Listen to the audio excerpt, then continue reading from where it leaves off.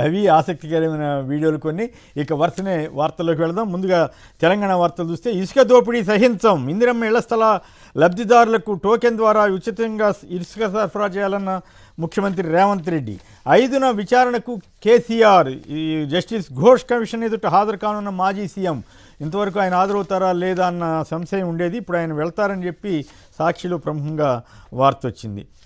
కాళేశ్వరంపై తన వాదనలు వినిపించనున్న బీఆర్ఎస్ అధినేత. కాంగ్రెస్తో రాయబారం. ఎల్లో మీడియా ఆంధ్రజ్యోతి వారు చెప్తున్నారు, అస్తంగూటికి చేరేందుకు కవిత యత్నాలు, మధ్యవర్తి ద్వారా అధిష్టానంతో సంప్రదింపులంట. అయితే కాంగ్రెస్ ఇంకా ఒప్పుకోలేదంట, అదే తేడా వస్తుందని చెప్పి అనుకున్నారట. ఏమంటే ఈ వార్త అయితే మీకు ఏమనిపించింది? అట్లాంటి అవకాశం ఉందా? కవిత గారు అట్లా చివరికి మరి తప్పో రైటో మనం చెప్పటమే, మనమైతే ఇది తప్పు అభిప్రాయం అని అనుకోవచ్చు, బట్ ఆవిడ యాంగిల్లో ఇది కరెక్టా కాదా, అసలు నిజంగా ఈ వార్త రైట్ అయ్యే అవకాశం ఉందా? ఇప్పుడు తెలంగాణలో పరిస్థితి ఏంటంటే, ఏ పార్టీలు ఎవరు చేస్తున్నారో ఇతరులు చెప్తున్నారు. ఇప్పుడు ఆంధ్రప్రదేశ్లో మీడియా మాత్రం చెప్తుంది. ఇక్కడ బీజేపీ వాళ్ళు కాంగ్రెస్లో చేస్తారు, కాంగ్రెస్ వాళ్ళు ఏమో బీజేపీలో చేరిపోతుంది చెప్తారు. అసలు బీజేపీ వాళ్ళే లెటర్ రాసి పంపించారు, ఆమె సంతకం పెట్టిందని ఇంకొక వార్త. అంటే ఇక్కడ ఏంటంటే, ఈ మూడు పార్టీల మధ్య ఎవరు నిజమైన ప్రతిపక్షం అనే చోట ఏమవుతుందంటే, ఇంకో పార్టీ బ్లేమ్ పాలిటిక్స్ నడుపుతున్నారు. సరే, వాళ్ళకి మేమేమి తీసుకోమన్నా వీళ్ళు ముందస్తు వ్యాఖ్యలు చేయడం అనేది, వారాంతపు వ్యాఖ్యలు, ముందస్తు వ్యాఖ్యలు అనేది వీళ్ళకి అలవాటు. కాబట్టి బహుశా ఇక్కడ ఆంధ్రప్రదేశ్లో చర్మిలాని కాంగ్రెస్లో చేర్పించారు. సరే, ఒక ఫెయిల్ అయిపోయింది, వాళ్ళే విఫల ప్రయోగం. అది నా పాయింట్ ఏంటంటే, కాంగ్రెస్ పార్టీ విఫల ప్రయోగం చేసిందా, వీళ్ళు విఫల ఆలోచనతో చేసినారా, ఆమె విఫల ప్రయోగం చేసుకుందో తెలియదు. అది చెప్పారు. ఎల్లో మీడియా నాయకత్వంలో ఆవిడ విఫల ప్రయోగం. కాబట్టి ఎవరు విఫల ప్రయోగాన్ని చేసింది ఎవరు? ప్రయోగం ఆమె విఫలమైంది, బాగానే ఉంది, చేసింది ఎవరో చెప్పరు, ఆయనే కదా, అది చెప్పరు. కాబట్టి ఇక్కడ కవిత గారు కూడా ఎక్కడైనా కొమ్మినేని గారు, మీరు గారు తెలుసు, బేసిక్గా ఒక రాజకీయ పరిణామ క్రమంలో ఎవరినో ఒకరిని లీడర్గా ఒప్పుకుంటారు. ఇప్పుడు వైఎస్ఆర్ గారు, రాజశేఖర్ గారు వారసుడిగా జగన్ గారిని ఒప్పుకున్నారు. ఒప్పుకున్నట్టుగా ఆయన ప్రవర్తించాడు, ఎస్ నేను నిలబెడతానని. ఇంకా మళ్ళీ ఇంకొకరిని ఒప్పుకోవడం అంటే అర్థమైందని రాజశేఖర్ గారు ఏం చేసినట్టే. ఇప్పుడు రాజశేఖర్ గారి కుటుంబం అనే పేరుతో అందరినీ ఎంకరేజ్ చేస్తే రాజశేఖర్ గారికి వారసత్వం పోతుంది రాజకీయాల్లో. కాబట్టి ఇక్కడ తెలంగాణలో కూడా బీఆర్ఎస్ పార్టీకి ఒక వారసుని ఎంచుకుంటారు. కేసీఆర్ గారు ఉండగా కేసీఆర్ తర్వాత కేటీఆర్ గారు, వాళ్ళ ఇష్టం. వన్స్ ఎన్నుకున్న తర్వాత దాంట్లో అడ్జస్ట్ అయిపోవాల్సింది తప్ప, మేము వారసులు అని చెప్పి ఎవరికి వాళ్ళు రాజకీయాలు చేస్తే వాళ్ళకి నష్టం తెచ్చుకుంటారు. పర్సనల్గా బీహార్లో తేజ్ ప్రతాప్ యాదవ్ని రాష్ట్ర యాదవ్ నాయకత్వం వహిస్తున్నాడు. ఎందుకు కాంగ్రెస్నే తీసుకుందాం? రాహుల్ గాంధీ, రాజీవ్ గాంధీ కన్నా ఫెరోషస్ లీడర్ కదా ఫిరోజ్ గాంధీ గారు. వాళ్ళ కోడలుగా వచ్చి మేనకా గాంధీ గారు ప్రతిష్ట పోయింది, ఈరోజు వాళ్ళ కుటుంబం ఏమైపోయింది తెలియని పరిస్థితి వస్తుంది. అంటే ఎప్పుడు కూడా వారసత్వాన్ని ఒకరికే ఇస్తారు, అది కరెక్ట్ కూడా. ఇది రాజరికం అని చాలామంది అంటారు, అది తప్పు. అది నలుగురిని ఇచ్చేస్తే, 4 ఓట్లు తీర్చుకునేస్తే ఇంకా వారసత్వం ఉండదు. కవిత గారు వ్యూహాత్మకంగానే ఉండే అవకాశం ఉందా? నేను అనుకుంటుంది తెలంగాణలో ఆమె రాజీ పడతారా లేదా ఆమె ఇష్టం. కానీ ఒక హుందాతో కూడుకున్న వాస్తవ పరిస్థితిని అర్థం చేసుకోకుండా, నేను కూడా కేసీఆర్ గారు కూతుర్నే కదని ప్రతిష్టకపోతే మొత్తానికి నష్టం వస్తుంది. కాబట్టి ఎవరో ఒకరు మీరే చర్చించుకుని మీరే వారసుడు. డిప్యూటీ ఇన్పుట్ ఎడిటర్ రాఘవేంద్ర ఉన్నారు, లేటెస్ట్ పరిణామాలు ఆయన వివరిస్తాడు. రాఘవేంద్ర, ఏంటి తాజా సమాచారం ఏంటి చెప్పండి మిత్రమా. సార్, మొత్తానికి తెలంగాణ జాగృతిని విస్తరించే పనులు, అదేవిధంగా బలోపేతం చేసే పనులు కలుపుకుంట కవిత ఉన్నట్టుగా తెలుస్తుంది. తెలంగాణలో ప్రధానంగా సింగరేణి ప్రాంతంలో కూడా జాగృతిని విస్తరించాలన్న నిర్ణయానికి వచ్చారు. నిన్న సింగరేణి జాగృతిని కూడా అనౌన్స్ చేశారు. అక్కడ 12 ప్రాంతాలకు సంబంధించి కోఆర్డినేటర్ కూడా అనౌన్స్ చేశారు. మొత్తం మీద ప్రస్తుతానికైతే జాగృతిని బలోపేతం చేయడం, విస్తరించడం, కార్యక్రమాలు చేయాలన్న ఆలోచనతో కల్వకుంట్ల కవిత ఉన్నట్టుగా మనకు సమాచారం అవుతుంది. తాజాగా కాంగ్రెస్ తో రాయబారం జరుపుతున్న వార్తకు సంబంధించి కూడా కొంత జాగృతి వర్గాలు ఆగ్రహంగా ఉన్నట్టు తెలుస్తుంది. దానికి సంబంధించి కొంత నిరసన కార్యక్రమాలు చేయాలన్న ఆలోచనతో ఉన్నట్టుగా కూడా చేస్తారు. మరి కాదుగా, షర్మిలని ముంచినట్టు ఆయన ఈవెన్ కూడా ముంచుతారేమో, ఆయన సలహాలు కూడా ఏమైనా ఉన్నాయేమో అనే అనుమానాలు కూడా వస్తున్నాయి కదా జనరల్ గా. సార్, అంటే మొత్తానికి సంబంధించి ఇప్పటి వరకు అయితే పార్టీ ఆలోచన లేదు. పార్టీలో అంతర్గతంగా ఉన్న సమస్యల గురించి ప్రస్తావిస్తున్నారు కవిత అన్న అంశాన్ని జాగృతి వర్గాలు ప్రధానంగా ప్రస్తావిస్తున్నాయి. కొత్తగా ఇతర పార్టీలతో రాయబారం చేసే ఆలోచన ప్రస్తుతానికైతే లేదన్న అంశాన్ని కూడా వాళ్ళు కరాఖండిగా చెప్తున్నారు. కేవలం జాగృతి విస్తరించడం, బలోపేతం చేయడం పైనే కవిత ప్రస్తుతం. అయితే మరి రఘునందనరావు గారు కొత్త పార్టీ పెట్టబోతున్నారు ఈవిడని ఆయన ఎట్లా అనౌన్స్ చేశాడు?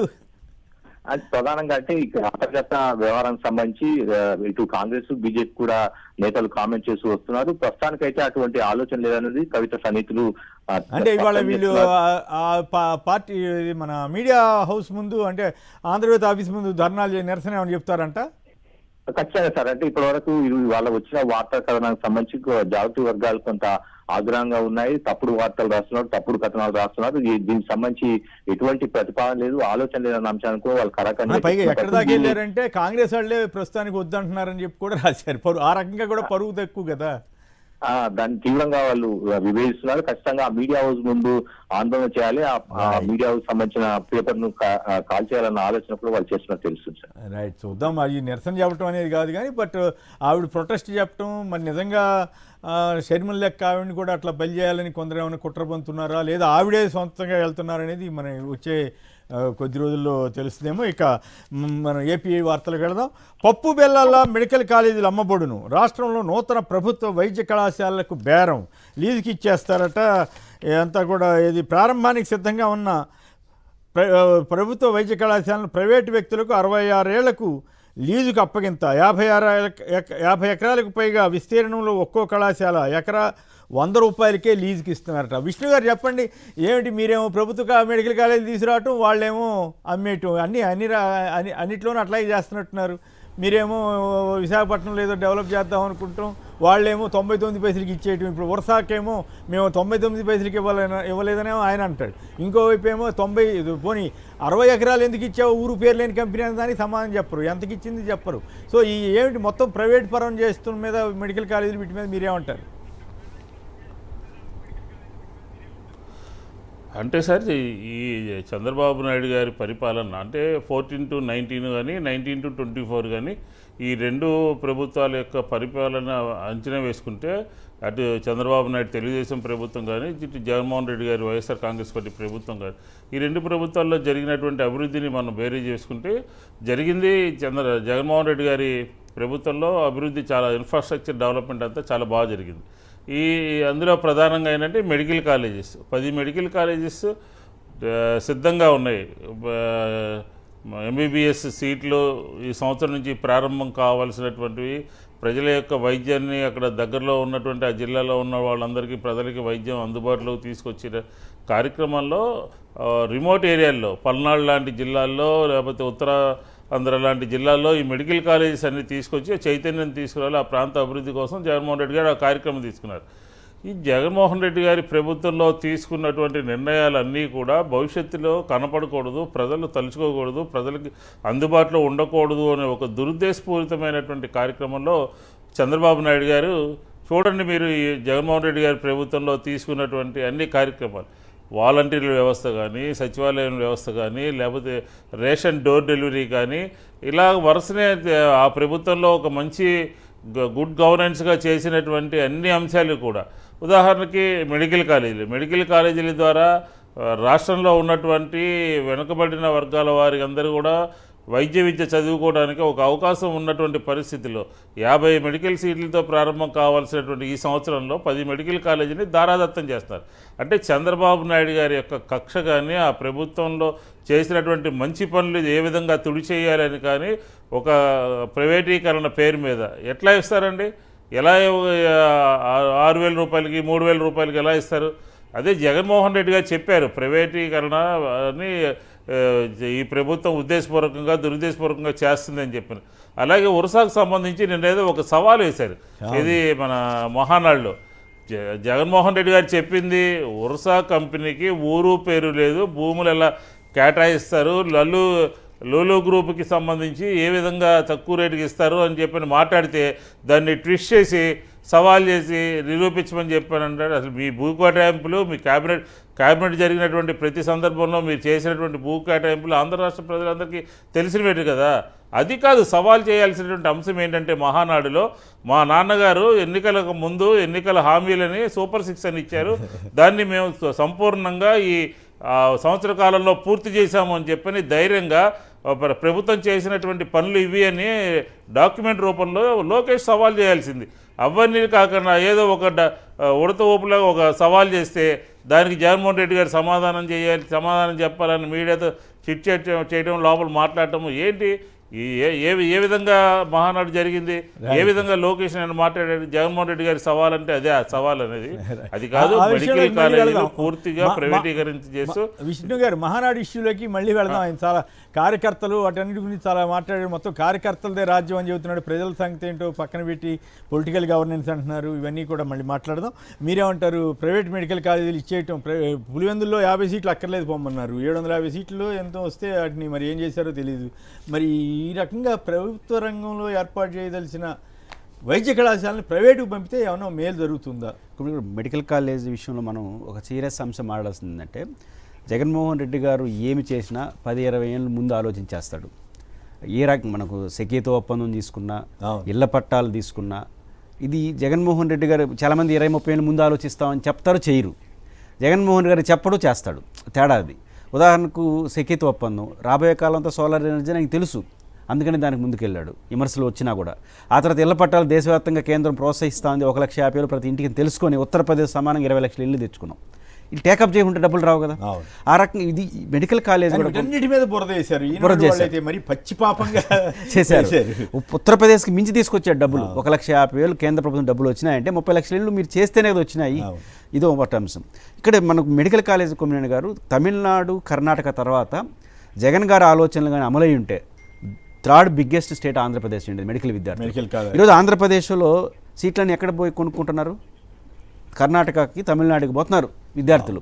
జగన్ గారు ఏం ఆలోచించారు? భవిష్యత్తులో మెడికల్ సీట్లు పెంచే ఆలోచనలో ప్రభుత్వం ఉంది. ప్రభుత్వం అనుకున్న రాష్ట్ర ప్రభుత్వం, కేంద్ర ప్రభుత్వం పర్మిషన్ లేవు. కేంద్ర ప్రభుత్వం ఆలోచనతో ఉన్నప్పుడు పట్టుకున్నాం అనుకోండి, మెడికల్ సీట్లు వచ్చేస్తాయి. అది దాటిపోతే మళ్ళీ ఇవ్వరు. ఇది గమనించిన జగన్మోహన్ రెడ్డి గారు నియోజకవర్గ జిల్లాకు ఒకటి పెట్టుకొని 26 జిల్లాలకు 26 మెడికల్ కాలేజీలు పెట్టుకుంటే 26 × 50 వస్తే కొన్ని 10,000 సీట్ల దగ్గర రాపట్టుకోలితే దీనిలో జగన్ గారు ప్రభుత్వానికి భారంగా కాకుండా కొన్ని సీట్లు సెల్ఫ్ సపోర్టింగ్ కూడా తీసుకొస్తే ఇప్పుడు ఈ సెల్ఫ్ సపోర్ట్ దాంట్లో విమర్శించారు. ఇప్పుడే కొన్ని సీట్లు ఆ కాలేజీలు సస్టైన్ కావడం కోసం, ప్రభుత్వానికి కూడా భారం కాకుండా ఉండడం కోసం సెల్ఫ్ సపోర్ట్ అలౌ చేద్దాం. 20% 30% తెలియదు. దీన్ని రాద్ధాంతం చేశారు. ఇప్పుడు మీరు 100% సెల్ఫ్ చేస్తున్నారు మొత్తం ప్రైవేట్కి. ఇది కరెక్టా? రెండోది, ఇప్పుడు ఆ సెల్ఫ్ సబ్సిడెంట్ ఇక్కడ అలౌ చేస్తే తమిళనాడుకి పోయే ఏపీ విద్యార్థి, కర్ణాటక పోయి ఆడ మెడికల్ కాలేజీలో డబ్బులు కట్టే విద్యార్థి ఆంధ్రప్రదేశ్లో ఇక్కడ డబ్బులు పెట్టుకుంటాడు, ఇక్కడ కట్టుకుంటాడు, చదువుకుంటాడు. దాంతోపాటు ఇంకొక 20-30% ఉచితంగా వస్తాయి. అంటే పేద విద్యార్థులకి విద్య అందుబాటు ఉంటుంది. తమిళనాడుకో, కర్ణాటకకో, చైనాకు, ఇంకో దేశం పోయి కొనుక్కునే బదులు అదేదో ఏనే తీసుకుంటారు. అంటే బహుముఖంగా ఆలోచించారు. రెండోది, డాక్టర్ల సంఖ్య చాలా పరిమితంగా ఉంది కొమ్మినేని గారు. ఇప్పుడు ఎంత ఫీజులు ఉన్నాయి మనకు? ఎంత మనం కఠినంగా రూల్స్ పాటించినా సాధ్యమా మెడికల్లో? అదే డాక్టర్ల సంఖ్య పెరిగింది అనుకోండి, చౌకగానే వస్తుంది వైద్యం. కాబట్టి ఇంత దూరదృష్టితో పేద విద్యార్థులకు రావాలి, ధనికులు ఆడబోయి కొనుక్కునే మన దగ్గరే డబ్బులు పెట్టుకోవాలి, పేదలకు కొంత అసలుబాటు ఉంది. ఇన్ని బహుముఖ యువకంతో మెడికల్ సీట్లు తెచ్చుకున్నారు. మెడికల్ కాలేజీలో సీట్లు రావడం చాలా కష్టం. అలాంటిది పులివెందులో తెచ్చుకున్న దాన్ని మాకు వద్దని, అసలు దానికి పర్మిషన్ ఎట్టిచ్చారో మేము ఆశ్చర్యపోతున్నాం అని బీజేపీ మంత్రి అంటాడు. ఇప్పుడు మాకు ఈకపోతే ఆశ్చర్యం వ్యక్తం చేయాలి, కానీ ఇస్తే ఆశ్చర్యం వ్యక్తం చేయడం ఏంటి? ఆ రకంగా మెడికల్ విద్య విషయంలో రాష్ట్రానికి ప్రయోజనమో లేకపోతే నిజానికి సత్యకుమార్ గారు మాట్లాడాల్సింది ఏంటి? మా బీజేపీ కాబట్టి జగన్ అడిగిన అని చెప్పి క్రెడిట్ చేసుకోవాలి. అందుకు భిన్నంగా రివర్స్లో మాట్లాడాడు. ఆయన కడప జిల్లా వాడు మంది అది. కాబట్టి ఇవన్నీ చాలా నష్టం. ఇక్కడ ఇప్పటికైనా ప్రభుత్వం ఆలోచించకపోతే బహుముఖంగా రాష్ట్రానికి నష్టం వచ్చే అవకాశం అయితే ఉంటుంది. రైట్. బాబు కాకినాడ నుంచి. బాబు గారు నమస్కారం, మాట్లాడండి సంక్షిప్తంగా. హలో, నమస్తే అండి. మాట్లాడండి, దయచేసి మాట్లాడండి. నమస్తే అండి. ప్యానల్ ఉన్న వాళ్ళందరికీ నమస్తే అండి. ఓకే, 2 విషయాలు మాట్లాడదాం అనుకుంటున్నాను. ప్లీజ్ మాట్లాడండి. అది ఇప్పుడు ప్రతిదీ ప్రైవేట్ పరం చేస్తున్నారు అంటున్నారు సార్. అవును, మరి ప్రైవేట్ పరం చేస్తున్నప్పుడు కనీసం ఏ విధమైనటువంటి చర్య తీసుకున్నట్టు కనబడతలేదు, ఏ కేసులు వేస్తున్నట్టు లేదు. ఇలా ప్రభుత్వానికి సంబంధించి ప్రైవేట్ అమ్మేస్తాయని చెప్పి ఒక కేసు వేస్తున్నట్టు కూడా లేదు. టీవీలో చర్చ పెట్టుకుంటే పని అవుతుంది కదా సార్. కరెక్టే, నా పని నేను చేస్తున్నాను తప్ప కేసులు వేసేంత శక్తి నాకు ఉండదు మిత్రమా. అది వేసేవాళ్ళు వేస్తారులే. మీరు ఎందుకు ఇంత ముందు కూడా మీరు ఇదే మాట్లాడుతున్నారు. మీరే ఈ చర్చ పెడితే వేస్తారు. ఈ చర్చ మీరెందుకు వేయకూడదు? మీరు ఏపీలో బాధ్యత కలిగిన పౌరులే కదా. మీరు కూడా ఒక లెటర్ వేయండి, లేదా ఒక లాయర్ తోటి ఒక పిటిషన్ వేయించండి. ఏమవుతుందో అంటే ఆ రోజుల్లో అయితే చకచక అన్ని న్యాయ వ్యవస్థలో విపరీతంగా తీసుకున్నారు. ఇప్పుడు మరి తీసుకుంటారో లేదో చెప్పలేము. ఇప్పుడు బెయిల్ రావట్లేదు, అప్పుడు వద్దంటే బెయిల్ అన్నట్టుగా. ఆల్రెడీ అడిగిన ప్రశ్న ఎంత న్యాయమైందో, వారు అర్థం చేసుకోవాల్సింది ఇది పొలిటికల్ డెసిషన్. ఆ, ప్రైవేట్లో ఉండాలా గవర్నమెంట్లో ఉండేది పొలిటికల్ డెసిషన్. హక్కు ప్రభుత్వానికి ఉంది. Correct. జగన్ గారు పబ్లిక్ సెక్టార్లో ఉండాలనుకున్నాడు, ప్రజలకు అవసరం. ఈ ప్రభుత్వం వద్దు అనుకుంటుంది. పొలిటికల్ డెసిషన్ రావాలి తప్ప ఫైనల్గా నువ్వు కోర్టు అంటే కోర్టు మా విధానం నిర్ణయం అంటారు. అవును. విశాఖ స్టీల్ ప్లాంట్ ప్రైవేట్ రంగంలో ఉండాలన్నా ప్రభుత్వంలో ప్రభుత్వ డెసిషన్. అంతే. వద్దని పాలసీ మార్చుకుంటే ఇప్పుడు కోర్టులు ఏం చేస్తాయి? కరెక్ట్, అది కూడా పాయింటే, కరెక్టే. పైగా అంటే ఆల్రెడీ ప్రభుత్వం శాంక్షన్ చేసి ప్రభుత్వం తరఫున పనిచేస్తున్న వాటిని తీసుకెళ్ళడం దుర్మార్గం. దుర్మార్గం. రాజకీయాలు మారాలి. రాజకీయాలు మారాలి. పైగా జనం అటువంటి వాళ్ళని నమ్మారు కదా, అంతకుముందు ఎక్స్పీరియన్స్ ఉంది. అట్లా అసలు నేనే ప్రైవేటైజేషన్ తీసుకొచ్చానని చెప్పేవారు. 54 కార్పొరేషన్లు మూసారు. అయినప్పుడు కూడా మళ్ళీ ఇప్పుడు ఆయన చెప్పే వాటిని నమ్ముతున్నారు కదా. అంబటి రామకృష్ణ యాదవ్ గారు, కాంగ్రెస్ పార్టీ ప్రధాన కార్యదర్శి, నమస్కారం, మాట్లాడండి. సార్ నమస్కారం సార్, మీకు ప్యానెల్లో పెద్దకి. సార్ ఇక్కడ 2 విషయాలు క్లియర్ గా డిఫరెన్షియేట్ చేసి మనం అర్థం చేసుకోవాలి. ఓకే. నేదురుమల్లి జనార్దన్ రెడ్డి గారు ముఖ్యమంత్రిగా ఉండగా ప్రైవేట్ కాలేజెస్ అంటే ప్రైవేట్ వాడే పెట్టుబడి పెట్టుకొని ప్రైవేట్ వాడే ఎస్టాబ్లిష్ చేసుకునే దానికి పర్మిషన్ ఇస్తాము అన్నప్పుడు ఆనాటి కాంగ్రెస్ ప్రభుత్వం చంద్రబాబు నాయుడు గారి నేతృత్వంలో తెలుగుదేశం పార్టీ రోడ్ల మీద పడి రచ్చ గందరగోళం చేసింది. ఆ రోజు ఎన్టీఆర్ గారు కూడా ఉన్నారు, కానీ ఎక్కువ గందరగోళం చేయించింది చంద్రబాబు నాయుడు గారు. సరస్వతి వ్యభిచారం అన్నాడు సార్. అంటే గవర్నమెంట్ కట్టినవి కాదు, ప్రైవేట్ వాడే వచ్చి వాడి డబ్బుతో వాడు ఎస్టాబ్లిష్ చేసుకుంటాను అనే దానికి కూడా ఒప్పుకోలేదు ఆ రోజు ఆయన. అటువంటిది ఇవాళ గవర్నమెంట్ కట్టిన కాలేజీలు, గవర్నమెంట్ డబ్బుతో పెట్టిన కాలేజీలను తీసుకెళ్లి ప్రైవేటైజ్ చేస్తాను అని చెప్తున్నాడంటే ఇది ఎంత దుర్మార్గమైన కార్యక్రమం అనేది ఇక్కడ ఆలోచించుకోవాల్సిన విషయం సార్. అదే చంద్రబాబు నాయుడు వచ్చిన తర్వాత ప్రైవేట్ కాలేజీలకు ఆ రోజుల్లో పర్మిషన్ ఇచ్చాడు. ఇప్పుడు ఉన్న కాలేజీని ప్రైవేటైజ్ చేయడం వలన బీసీ ఎస్టీలు మనం సార్ గత ప్రభుత్వం 50% సీట్స్ ని ప్రైవేటైజ్ చేసి సస్టైనబిలిటీ కోసం ఇస్తామంటేనే బీసీ ఎస్టీలు ఆ 50% లో మా కోటా ఏంటి, మేము నష్టపోతామని మాట్లాడినప్పుడు ఇప్పుడు 100% ప్రైవేటైజ్ గవర్నమెంట్ డబ్బుని 100% ప్రైవేటైజ్ చేస్తే ఈ బీసీ ఎస్టీల పరిస్థితి ఏంటి? అదే నిన్న రాహుల్ గాంధీ గారు మాట్లాడుతూ కూడా మొత్తం ప్రైవేటైజేషన్ ఈజ్ నథింగ్ బట్ డీదళితిఫికేషన్ అండ్ ఓబీసీఫికేషన్ అనే మాట మాట్లాడాడు. అంటే ఈ వర్గాలని విద్య నుంచి దూరం చేసే ఒక కుట్ర న్యూ ఎడ్యుకేషన్ పాలసీ ద్వారా బీజేపీ ఆర్ఎస్ఎస్ చేస్తా ఉంటే దాన్ని చంద్రబాబు నాయుడు గారు ఈ రాష్ట్రంలో ఇంప్లిమెంట్ చేసే ప్రయత్నం పూర్తిగా ఎత్తుకున్న తర్వాత ఏదైతే 100% ప్రైవేటైజ్ చేస్తామన్నారో ఖచ్చితంగా బీసీ ఎస్టీని విద్యకు దూరం చేసే కుట్ర చంద్రబాబు నాయుడు చేస్తా ఉన్నాడు అనేది మనం ఇక్కడ అర్థం చేసుకోవాలి. కొమ్మినేని గారు, ఏది ఏమైనా ఉన్నత విద్యని ఈ వర్గాలకు దూరం చేసే ఈ కుట్రను మాత్రం ఖచ్చితంగా ఈ వర్గాలు అడ్డుకుంటాయి. రైట్, ముందు మీరు పోరాటం చేయండి, ఇటువంటి వాటి మీద పోరాటం చేయండి. Right, okay. ఇంకా నేను అదనంగా చెప్పడం బాగుండదు, మీరు ఇబ్బంది పడతారు కానీ. రైట్, అసలు ప్రభుత్వం ఉందా? తెనాలి ఘటనపై దళిత మైనారిటీ బాధిత ఆ కుటుంబాల ఆక్రోశం. చంద్రబాబు సర్కారు అరాచకానికి ఇంతకంటే సాక్ష్యమేం కావాలి? తెనాలి దారుణంపై వైసీపీ అధినేత మాజీ సీఎం జగన్, మా పిల్లలపై తప్పుడు కేసులు బనాయించారు, ఇదేం ఘోరం, ఇంత క్రూరంగా హింసిస్తారా, మా గుండెలు బద్దలయ్యాయి, ఇదేనా రాజ్యాంగం, 1,00,000 మందిపై కేసులున్నా ఇలా ఎవరిపైనైనా ఎక్కడైనా కొట్టారా? న్యాయ పోరాటం చేస్తామంటున్న బాధితుల కుటుంబాల వాళ్ళు. విష్ణు గారు చెప్పండి, ఈ రకంగా పోలీసు అరాచకాలు అట్లా కంటిన్యూ అవుతూనే ఉన్నాయి. రెడ్ బుక్ పాలనతో అరాచకాలంట మొన్న అక్కడ ఈ మనం ఎవరు గోపిరెడ్డి శ్రీనివాసరెడ్డి గారు, అట్లాగే విడుదల రజనీ గారు, వీళ్ళంతా కూడా చాలా విషయాలు చెప్తా ఉన్నారు. అసలు ప్రభుత్వం ఉందా అని తెనాలి ఘటనపై దళిత మైనారిటీ బాధిత కుటుంబాల ఆక్రోశం ఏమిటి? నిన్న శ్రీకాకుళంలో కూడా ఇట్లా పోలీసులు ఏదో చేశారని చెప్పి పాపం ఒక ఆయన ఎవరు ఆత్మహత్యాయత్నం చేసుకోవటం, ఇవన్నీ కూడా అసలు ఇంకా ఈ పరిస్థితి మారదంటారా? అంటే ఆంధ్రప్రదేశ్లో పోలీసులకి ఫ్రీ హ్యాండ్ ఇచ్చేసారు సార్. పోలీసులు ఇష్టారాజ్యంగా తయారవటము, వారికి ఏది తోస్తే అది చేయటము, ఒక చట్టము న్యాయం లేదు. మనం చెప్పడం కాదు, కోర్టులు చెప్తున్నాయి. హైకోర్టు చెప్పింది, సుప్రీంకోర్టు చెప్పింది, మొట్టికాయలు వేసింది. అయినప్పటికీ కూడా తీరు మారటం లేదు. ఎందుకంటే చట్టాన్ని చేతిలో తీసుకుని దొంగ కేసులు పెట్టమని చెప్పని పైనుంచే ప్రభుత్వంలో ఉన్నటువంటి పెద్దలే పోలీసుల్ని ఇష్టానుసారంగా మీరు పోయి ఆ కార్యక్రమం చేయండి, ఈ కార్యక్రమం చేయండి అని చెప్పిన తర్వాత వాళ్ళు ఇంకా డిసిప్లిన్ ఎక్కడ ఉంటుంది?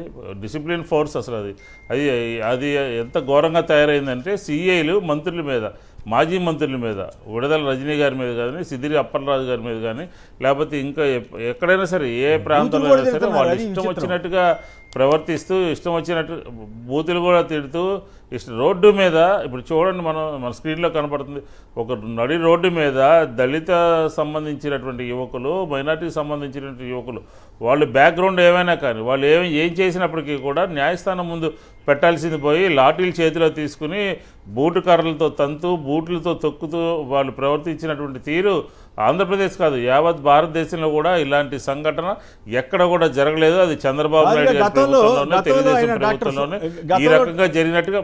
కరెక్టే. గతంలో డాక్టర్ సుధాకర్ ఇష్యూని ఒక కానిస్టేబుల్కి ఆ రోడ్డు మీద అల్లరి చేస్తుంటే కానిస్టేబుల్ తీసుకెళ్ళేందుకే పెద్ద సిబిఐ కేసు అని ఈ హైకోర్టులు కూడా ఏది వాటంతటికి వాడే తీసుకోవటం, ఏమంటారు సుమోటోగా తీసుకోవటం, ఇవన్నీ చేశాయి కదా. మరి మానవ హక్కుల సంఘాలు ఇవన్నీ మరి ఇప్పుడేం స్పందించట్లేదా?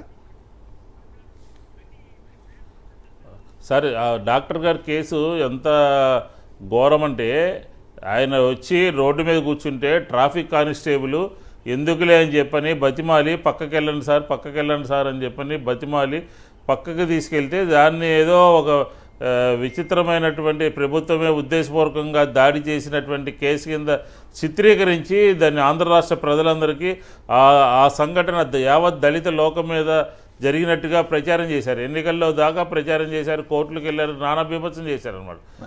ఆ రోజు జరిగిన ట్రాఫిక్ కానిస్టేబుల్ హైకోర్టు వారు సిబిఐ ఎంక్వైరీ చేశారు, తర్వాత ఏం అవ్వలేదు. మరి ఇప్పుడు ఎందుకు జరగట్లేదో అర్థం కావట్లేదు. అదే సిబిఐ ఎంక్వైరీ చేశారు. అసలు ఇది ఇంతకన్నా దారుణం భారతదేశంలో ఎక్కడ కూడా జరిగి ఉండదు. వాళ్ళు ఏదో నేరస్తులు అయితే కేసులు పెట్టమనండి, కోర్టులో పెట్టమనండి. ఇంత దౌర్జన్యంగానా, ఇంత అన్యాయంగానా ప్రవర్తిస్తారా పోలీసులు? ఇది మానవ హక్కుల ఉల్లంఘన. ఖచ్చితంగా ఎస్సీ కమిషన్ దృష్టికి వెళ్తుంది. పౌర హక్కులు సంబంధించిన వాళ్ళు కూడా న్యాయస్థానాలను ఆశ్రయిస్తారు. కాబట్టి ఆంధ్రప్రదేశ్లో నడుస్తుంది లాఠీ రాజ్యం, పోలీసు రాజ్యం నడుస్తుందని చెప్పచ్చు ఖచ్చితంగా. రవి గారు విజయవాడ నుంచి. రవి గారు నమస్కారం, మాట్లాడండి సంక్షిప్తంగా. గుడ్ మార్నింగ్ అండి. నమస్కారం. ఇప్పుడు న్యాయస్థానానికి వెళ్ళే ఉపయోగం ఉండదేమో, ఎందుకంటే భక్త దేవానంద్ గారిని తప్పు అట్లా మాట్లాడకూడదు, మీరు అట్లా ఆపాదించకూడదు. నో ఐఎమ్ సారీ మీరు కూడా సారీ చెప్పండి. నో తప్పు, అట్లా ఆపాదించకూడదు.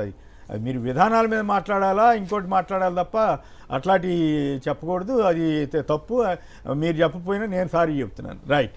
పురుషోత్తం రెడ్డి గారు చెప్పండి, ఈ అరాచక పరిస్థితుల మీద అప్పట్లో CBI enquiry, traffic police constable మీద సిబిఐ ఎంక్వైరీ చేసిన న్యాయ వ్యవస్థ కానీ లేదా మానవ హక్కుల సంఘాలు కానీ ఇప్పుడేమి ఇటువంటి ఎన్నో జరుగుతున్నా ఎందుకు పట్టించుకోవట్లేదు? అది వైసీపీ వైఫల్యమా, లేక వ్యవస్థల్లో లోపమా, లేక తెలుగుదేశం చాకచక్యమా?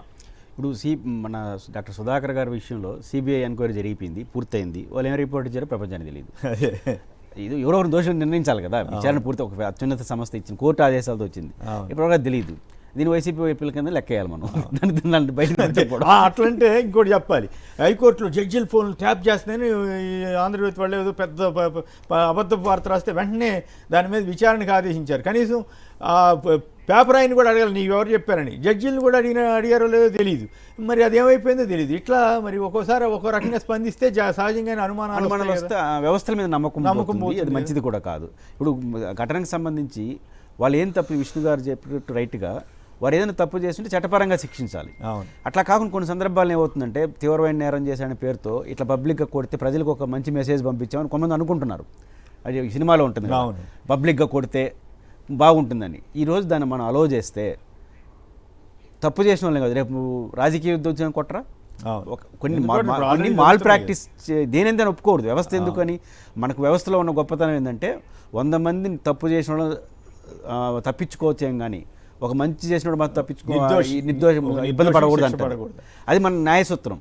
కాబట్టి ఇక్కడ ఇట్లాంటి వాటిని అలౌ చేయకూడదు. తక్షణం ఆ పోలీసుల పైన చర్య తీసుకోవాలి. వాళ్ళు తప్పు చేస్తుంటే చట్టపరంగా చర్య తీసుకోవాలి. ఉలుకు పలుకులేదు కదా అది ప్రభుత్వానికి ఏమవుతుంది, రెస్పాండ్ అవ్వాలి కదా. పైగా హోంమంత్రి ఎవరు, దళిత మంత్రే కదా, దళిత నాయకురాలే కదా. మరి ఆవిడ కూడా ఎవరు మాట్లాడలేదు. రెస్పాండ్ కాకపోతే పరోక్షంగా వాళ్ళు చేసిన దాన్ని సమర్థించినట్టుగా మెసేజ్. పైగా మహిళా మంత్రి విడుదల రజనీ మీద అట్లా చేస్తే కూడా కాబట్టి ఇప్పుడు దీన్ని పైన ప్రభుత్వాలు సుమోటోగా తీసుకోవాలి. ఖచ్చితంగా అధికారంలో ఉన్న కూడా వాళ్ళు ఏం వైసీపీ కాదు, తెలుగుదేశం కాదు, ఆ రాజకీయంగా లేదు. రాజకీయంగా ఉన్నా ఏదైనా మీకు ఇబ్బంది, ఒక సాధారణ ప్రజల ఇష్యూ కాబట్టి రెస్పాండ్ అయ్యి ఇట్లాంటి వాటిని మేము ఎంకరేజ్ చేయము. అదే సేమ్ టైం తప్పు చేసిన వాళ్ళు కఠినంగా శిక్షిస్తామనే పద్ధతిలో ప్రభుత్వం సిగ్నల్ ఇవ్వాలి. ఇవ్వకపోతే ఒక 90% పోలీసులు పద్ధతిగానే ఉంటారు, ఒక 10% మాల్ ప్రాక్టీస్ దీని అలవాటుగా తీసుకుంటారు. అది అల్టిమేట్గా ఏమవుతుంది, అంటే ప్రభుత్వం మెడకు చుట్టుకుంటుంది. ప్రజలకి నష్టమే, ప్రభుత్వం సీరియస్గా స్పందించి దీనిపైన రియాక్ట్ కావాలి. రైట్. ఇక మహానాడులోకి వెళ్ళడానికి ముందుగా మన పవన్ కళ్యాణ్ గారి ఇష్యూ కూడా మాట్లాడక తప్పదు. హరిహర కథ అడ్డం తిరిగింది. సినిమా థియేటర్ల బంద్ వెనక ఉన్నది జనసేన నాయకుడే. సినిమా థియేటర్లపై కక్ష సాధింపు షురు. పవన్ కళ్యాణ్ ఆదేశాలతో థియేటర్లలో తనిఖీలు. కాకినాడలో పలు థియేటర్లను తనిఖీ చేసిన అధికారులు. కాకినాడ మొత్తం పాపం పవన్ కళ్యాణ్ గారికి మద్దతు ఇస్తున్నందుకు బాగానే రిటర్న్ గిఫ్ట్ ఇస్తున్నట్టున్నాడు వాళ్ళకి. మూకుమ్మడిగా థియేటర్లో అధికారుల తనిఖీలు. ఇదే పని జగన్ గారు చేసి ఉంటే ఈ పాటికి ఎన్ని పిచ్చి కుక్కల్లాగా మురిగేవారు అంటూ ఒక ఆయన ఎవరో కామెంట్ పెట్టారండి. సో హరిహర వీరమల్లుకైనా ఇదే విధానం అంట. ఎవరు డైరెక్ట్గా రావడానికి వీల్లేదంట. ఎవరిని ఇప్పుడు ఆయన కోపం వచ్చింది కాబట్టి ఎవరు కలవకూడదని చెబుతున్నారు. సో అయితే ఇంకో ఇంట్రెస్టింగ్ విషయం ఏంటంటే జనసేన నేత ఎవరు సత్యనారాయణ అంట. ఆయన్ని పార్టీ నుంచి తప్పించారు కానీ ఆయన పక్కనే ఉన్న మంత్రి దుర్గేష్ గారి జోలికి మాత్రం వెళ్ళట్లే. మరి దుర్గేష్ గారి జోలికి వెళ్తే మరి ఎదురు తిరిగితే ప్రమాదం అని ఏమనుకున్నారు. విష్ణు గారు ఏమంటారు ఈ పవన్ కళ్యాణ్ ఇష్యూలో ఏం జరిగింది? ఇప్పుడు ఫైనల్గా పవన్ కళ్యాణే రెడ్ బుక్ ప్రయోగం చేస్తున్నాడా? కాకినాడ, తూర్పుగోదావరి జిల్లా అంతా ఆయనకి మద్దతు ఇస్తే చివరికి వాళ్ళకే ఆయన రిటర్న్ గిఫ్ట్ ఇస్తున్నాడా ఈ రకంగా అరాచకంగా? సార్ ఇప్పుడు ఆయన సినిమా ఫీల్డ్ నుంచి ఉన్నారు. ఈ ప్రభుత్వం వచ్చిన తర్వాత మీరు ముఖ్యమంత్రి గారిని కలిసారా లేదా, ముఖ్యమంత్రి గారిని ఎందుకు కలవలేదు అని చెప్పని ఒక దౌర్జన్యపూరితమైనటువంటి స్టేట్మెంట్ ఒకటి ఇవ్వటం. అంటే వాళ్ళకి అవసరం ఉన్నప్పుడు వస్తారు, అవసరం లేనప్పుడు వాళ్ళ పని వాళ్ళు చూసుకుంటారు. అది కూడా కాకుండా గత ప్రభుత్వంలో జగన్మోహన్ రెడ్డి గారు సినిమా ఇండస్ట్రీస్కి సంబంధించి చిరంజీవి గారు వచ్చినప్పుడు కానీ, లేకపోతే వాళ్ళ సమస్యలు కానీ, లేకపోతే ఎగ్జిబిటర్స్ సమస్య కానీ, లేకపోతే డిస్ట్రిబ్యూటర్ సమస్య, నిర్మాత అందరి సమస్యలు విని దాని పరిష్కారం తీసుకోవడం జరిగింది. కానీ ఈ ప్రభుత్వం ఏం చేస్తుంది? పవన్ కళ్యాణ్ గారికి సంబంధించినటువంటి వ్యక్తి చేతిలోనే సినిమాటోగ్రఫీ ఉంది. వాళ్ళందరూ మీటింగ్ పెట్టి వాళ్ళ సమస్యలు ఏంటని తెలుసుకోవాలి కదా. వాళ్ళ జిల్లాల్లో ఉన్నటువంటి థియేటర్ యజమానులు, డిస్ట్రిబ్యూటర్ల యొక్క ఎగ్జిబిటర్స్ యొక్క సమస్యల మీద వాళ్ళు ముందుకెళ్తారంటే ఆ వెళ్ళేటటువంటి సందర్భం కూడా అది జనసేన సంబంధించినటువంటి సత్యనారాయణ అనే అతను దుర్గేష్ గారి ప్రెస్ కాన్ఫరెన్స్లో కూడా ఆయన ఉన్నాడని చెప్పని వారికి సంబంధించిన మనిషి చేస్తే తెలుసుకోకుండా మొత్తం యావత్తు కాకినాడ అంతా థియేటర్ల మీద వారికి సంబంధించినటువంటి అధికారులందరినీ కూడా పంపించి హెరాస్మెంట్ చేయటము. ఇది ఎట్లా ఉందంటే ఈయన కూడా ఒక కొత్త రకమైనటువంటి వరవడి స్టార్ట్ చేసినట్టుగా కనపడుతుంది మనకి. అంటే లోకేష్ గారికి కాదు, నాకు రెడ్ బుక్ ఉందని లేకపోతే బాగా సనాతన ధర్మం రెడ్ బుక్ ఉంది, నాకు కూడా 2-3 పేజీలు కావాలి అన్నట్టుగా ఉంది.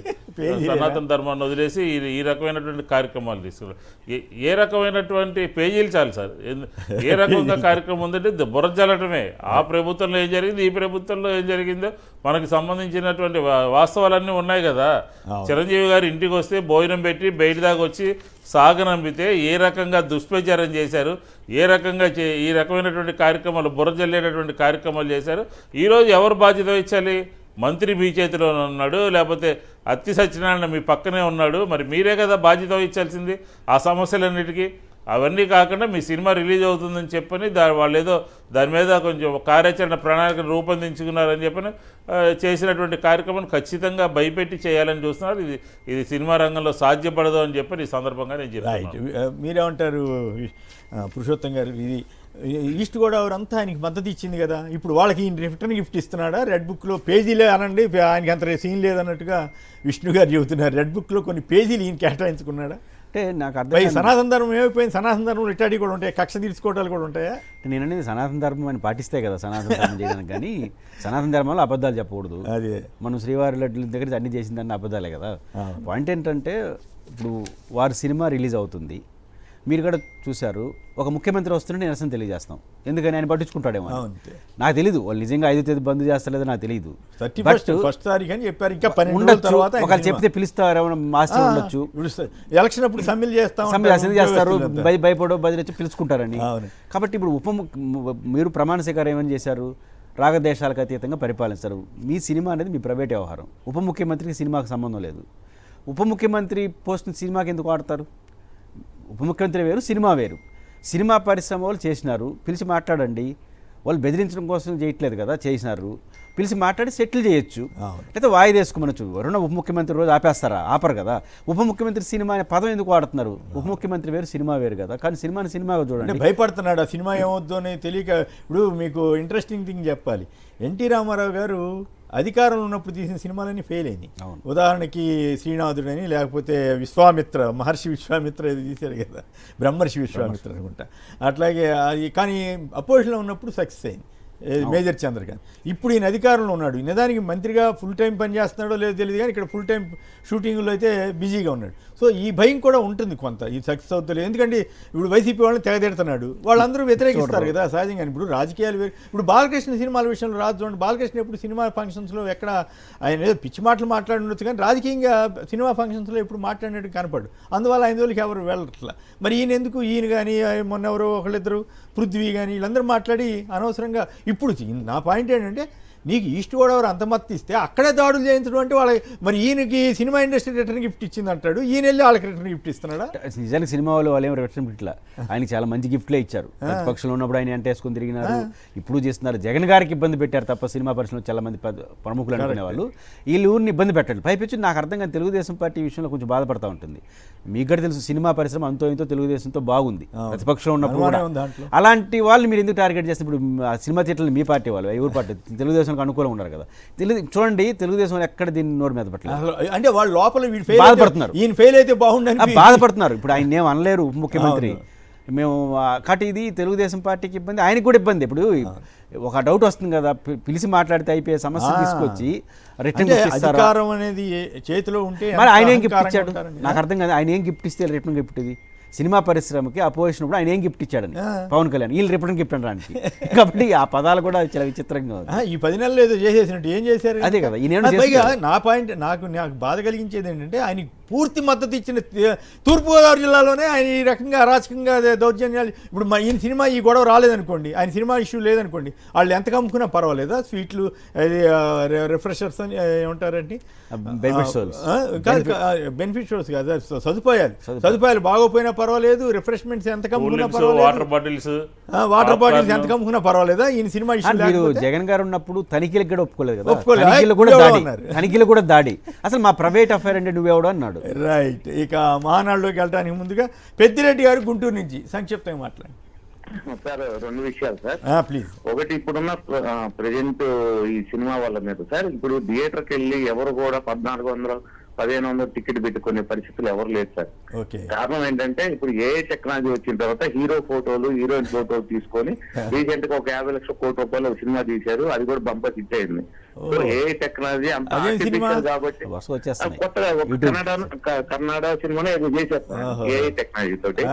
సో ప్రజలు థియేటర్కి వెళ్ళి చూసే రోజు పోయినాయి సార్. అంతా ఏమవుతుందంటే, ఓటీటీలో ఏదో మనకు వస్తుంది కదా చూద్దాం అనే టైప్ లో ఉన్నారు కాబట్టి వీళ్ళు పబ్లిసిటీ ఏదో చేసుకుని హైప్ చేసుకోవాల్సిందే తప్ప అంతకంటే ఇంకోట్లేదు. రెండోది సార్, మా పార్టీ విషయం సార్ ఇది. ఇప్పుడు ఏదైనా సరే కరెంట్ ఇష్యూ మీద ఆ రోజు బయటకు రావాలి సార్ ఎవరు అధికార ప్రతినిధులు. జరిగింది ఏంటంటే, సుధాకర్ గారి విషయంలో కానీ, లేకపోతే ఈ డ్రగ్స్ షిప్ విషయంలో కానీ, లేకపోతే రిషికొండ విషయంలో కానీ, ఇంకోటి భూసర్వే విషయంలో ఇది లేట్ అయిపోయిందండి. ఏ రోజుకి ఆ రోజు ఖండించి చెప్పుంటే, ఈ రోజు ప్రజలు ఏమనుకుంటున్నారంటే, జగన్మోహన్ రెడ్డి గారు స్క్రీన్ వేసి చెప్తున్నారు కాబట్టి వాస్తవాలు చెప్తున్నారు, ఎవరు మాట్లాడలేకపోతున్నారు అపోజిషన్ వాళ్ళు అని చెప్పేసి ప్రజల్లో బాగా వచ్చింది సార్. మా పార్టీ వాళ్ళకి మేము చెప్పేది ఏంటంటే, ఏ రోజుకి ఆ రోజు ఖండించండి అని చెప్పి ప్రజలు మాట్లాడుకుంటున్నారు. రైట్. మీ పార్టీ వాళ్ళకి బాగానే చెప్పారు, విష్ణు గారు బాగానే విని ఉంటారు, జగన్ గారి దృష్టికి కూడా మీ అభిప్రాయం తెలియజేస్తారులేండి ఆయన. రైట్. రంగంలోకి ఈడీ దిగిందంట, మద్యం స్కామ్లో కేంద్ర దర్యాప్తు సంస్థ విచారణ అంట, బెదవాడలో సిట్ అధికారులతో సుదీర్ఘంగా భేటీ అంట. జగన్ గారి టైంలో అన్ని కేసులు ఇస్తే ఒక్కటి కూడా టేకప్ చేయని ఈడీ ఇప్పుడు ఉందో లేదో తెలియని మద్యం స్కామ్ గురించి మాత్రం వచ్చేసింది. ఆహాహా, ఈడీ ఏం పనిచేస్తుందండి ఘనంగా. రైట్. ఇక ఒక చిన్న విరామం తీసుకున్న తర్వాత మహానాడులో పొలిటికల్ గవర్నెన్స్ గురించి కార్యకర్తలదే బాధ్యత ఇది అంటే వాళ్ళు పాలన చేస్తారట చంద్రబాబు గారు చెబుతున్నారు. ఆ విషయ ఇంపార్టెంట్ ఆయన చెప్పినటువంటి ప్రసంగాలు వీటన్నిటి మీద అవే గొప్పలు అదే విద్వేషం, మహానాడు ఆద్యంతం ఆత్మస్థుతి పరనిందే, జగన్ గత ప్రభుత్వంపై అభాండాలకే అత్యధిక ప్రాధాన్యత, చంద్రబాబు మొదలు నేతలందరి మాటల్లోనూ విషం, లోకేష్ 6 శాసనాలపై శ్రేణుల్లో పెదవి విరుపు, సూపర్ 6 ఉండగా ఇవెందుకని సందేహం, ఏడాది అంతా చేసిందేమీ లేక సొంత డబ్బాకే పరిమితం అంటూ సాక్షి కథనం ఇస్తే, కార్యకర్తలతోటే ప్రతి కార్యకర్త గర్వపడేలా పాలన చేస్తానని చంద్రబాబు గారు అన్నారంటే అది కూడా రాశారు. 6 శాసనాలని చెప్పి ఎల్లో మీడియా, ఆంధ్రజ్యోతి, ఈనాడు చాలా ప్రముఖంగా ఇచ్చుకున్నాయి.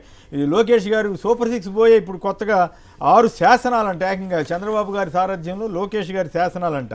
తెలుగు ప్రజల భవిష్యత్తు కోసం మహానాడులో ప్రతిపాదన అంట. స్త్రీశక్తి అన్నారు, మరి స్త్రీశక్తి ఆడబిడ్డనిది అన్నారు కదా, మరి ఇచ్చుంటే వాళ్ళకి బ్రహ్మాండంగా ఉండేది కదా, మీకు మంచి పేరు వచ్చేది కదా. నిరూపిస్తే రాజీనామా. ఇప్పుడు ఆల్రెడీ ఉత్సా మీద మాట్లాడటం జరిగింది.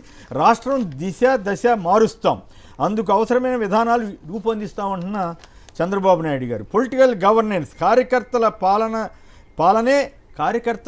ద్వారా పాలనే నిజమైన పొలిటికల్ గవర్నెన్స్ అంట. ఇంతకంటే అన్యాయం ఏమైనా ఉంటుందా పురుషోత్తం రెడ్డి గారు? మీరేమంటారు? ఈ కార్యకర్తల ద్వారానే జరుపుతానంటాడు.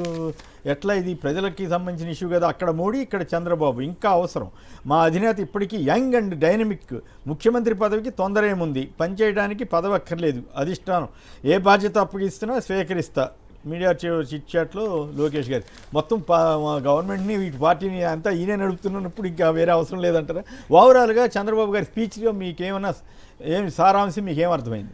కొమ్మగారు, మొట్టమొదటిగా వాళ్ళు కడపలో మహానాడు పెట్టినందుకు నేను రాయలసీమ పనిచేసే వ్యక్తిగా ఆహ్వానిస్తాను. ఎందుకంటే కడప మీద రోజు కడప కల్చరు అని. ఇప్పుడు కడప కల్చర్ ఏంటో అక్కడ పోయినాక వాళ్ళందరికీ అర్థమైంది.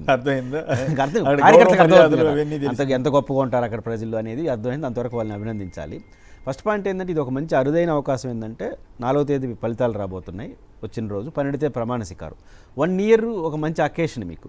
ఈ 1 ఇయర్లో మా ప్రభుత్వం నడక ఎలా ఉంది, భవిష్యత్తులో ఏం చేయబోతున్నాము, మీ ఆశలు ఏంటి, మా ఆలోచన ఏంటి చెప్పుంటే ఇంకొంచెం బాగుండేది. పొలిటికల్ గవర్నెన్స్లో ఒకటి యాక్సెప్ట్ చేస్తాం, డెసిషన్ మేకింగ్, పాలసీ డెసిషన్స్లో పొలిటికల్ గవర్నెన్స్ కావాలి. ఎందుకంటే పొలిటికల్ డెసిషన్ ఉండాలి.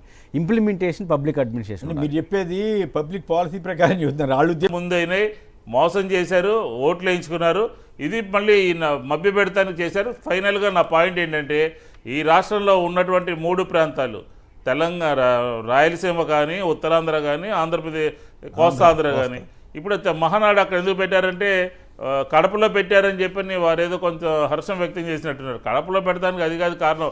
రాయలసీమని ఏదో ఉద్ధరించేస్తామని చెప్పిన ఉద్దేశంతో రాయలసీమలో పెట్టాలని కడపలో పెట్టుకున్నారు. కడపలో పెట్టింది కాకుండా కడపని అగ్రికల్చర్ హబ్గా చేస్తాము, దాని హబ్గా చేస్తాము, లేకపోతే బనకచర్ల అని రాయలసీమ ప్రజల్ని మోసం చేసే కార్యక్రమానికి మహానాడు వేదికగా శ్రీకారం చుట్టింది అని చెప్పి అమరావతి అంటున్నారు. కాసేపు విశాఖ, కాసేపు రాయలసీమ గురించి కూడా మాట్లాడి అట్లా మభ్య పెట్టడం అనండి, మాయ చేయటం అనండి, ఆ ప్రయత్నం ఏదో బ్యాలెన్స్ చేద్దామనే ఉద్దేశంతో అలా మాట్లాడారు. రైట్. ఫైనల్గా ఆ పాయింట్ మీద మీరు ఏమన్నా సంక్షిప్తంగా ఒక మాటలో చెప్తారా?